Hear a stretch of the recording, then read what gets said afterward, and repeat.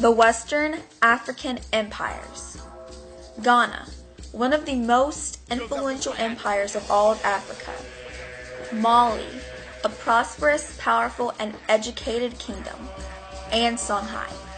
You have learned of Ghana and Mali, and now you will learn of Songhay and the Eastern and Southern societies of Africa. The year was 1009. A ruler named Kosi converted to Islam and established the Daya dynasty, which became the first Songhay state. The Daya dynasty benefited from the Muslim trade routes that linked Arabia, North Africa, and West Africa. An era of prosperity followed, with Gao as the chief trade center. Mali had reached its peak in fame and fortune in the 1300s. Then weak kings inherited power.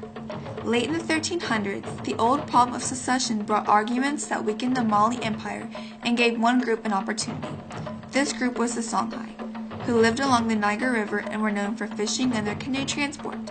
The Mali control over the Songhay capital Gao had always been somewhat weak, and the Songhay had never lost their thirst for independence. A Songhay king led his people in a rebellion which disrupted Mali's trade on the Niger River. The Songhay won this rebellion and became independent from the Mali. In 1464, under Sunni Ali, Songhay began to expand. His strong army both defended Songhay territory from attacks by outsiders and conquered new territories. Two of Sunni Ali's conquests, Timbuktu and Guinea, were especially important.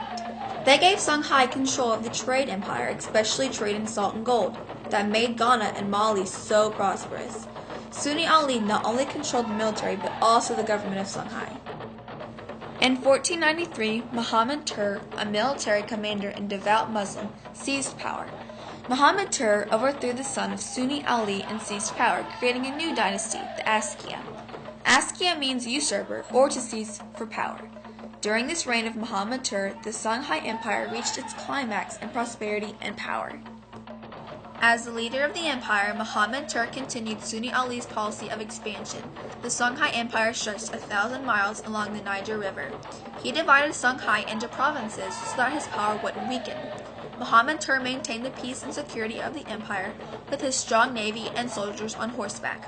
Gold and salt trade grew, and the chief cities of the empire prospered like never before. After Muhammad Tur's reign, the Songhay experienced a slow decline. Near the end of the 16th century, the decline of the empire quickened when the Sultan of Morocco occupied most of Songhay. One observer wrote, "From that moment on, everything changed. Danger took the place of security. Poverty took the place of wealth. People gave way to distress, disaster, and to violence." By 1600, the Songhay Empire was little more than a remnant of its once glorious and prosperous state.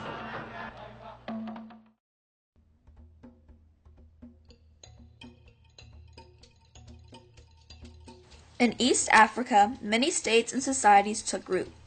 In most of those states and societies, Islam was a strong influence.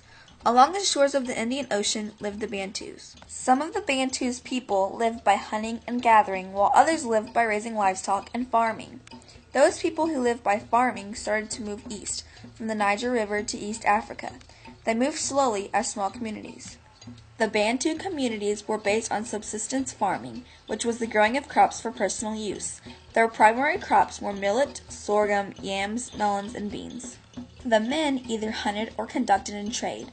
Most of the men traded salt, copper, and iron ore. The women worked the fields and took care of their children. After AD 1000, some descendants of a Bantu community established the prosperous city of Great Zimbabwe.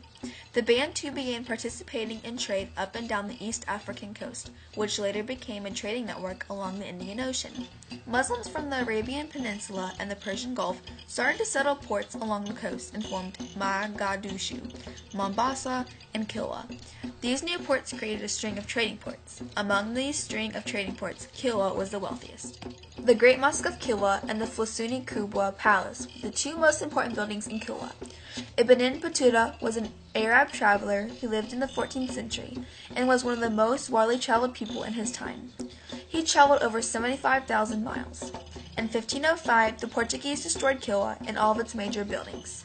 As time progressed, the Swahili culture began to emerge throughout the coastal area. The Muslim religion and architecture became part of the African society. The word Swahili comes from the word Sahel, meaning coast in Arabic. As Arab trade in ivory and slaves spread north and west, the Swahili language also spread.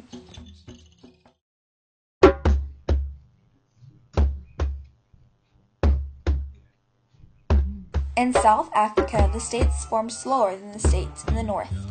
Until the 11th century AD, people lived in stateless societies, which were groups of independent villages organized by clans and led by a local ruler or clan head. Through the years 1300 and 1450, Zimbabwe was the wealthiest and most powerful state in South Africa.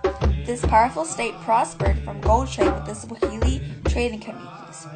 Most of Zimbabwe's gold ended up in China. Great Zimbabwe illustrated the kingdom's power and influence. Over 10,000 people could have lived in this area that was also surrounded by a wall. This wall was called the Great Enclosure, whose purpose is unknown. It was an oval space and it was 800 feet long, 17 feet thick, and 32 feet high.